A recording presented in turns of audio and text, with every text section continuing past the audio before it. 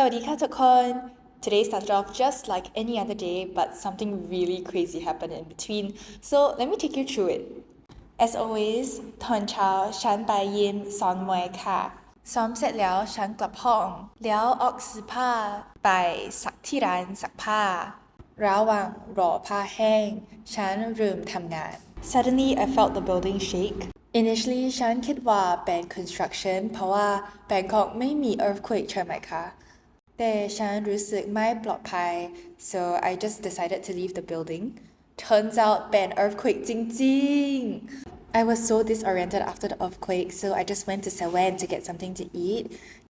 Anyway, sending prayers to all those affected by the earthquake and